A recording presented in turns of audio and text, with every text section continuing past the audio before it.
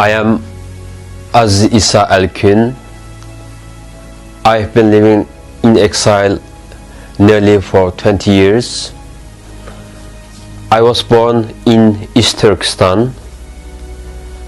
Chinese call my country Xinjiang Uyghur Autonomous Region. Recently I've been hearing there's millions of innocent Uyghurs kept in Chinese camps.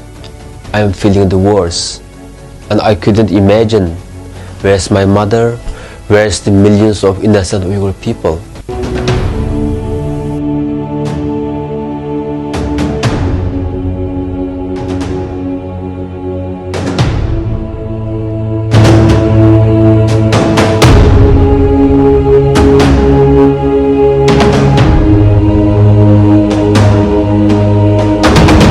That means, of course, China is committing crime against humanity in 21st century.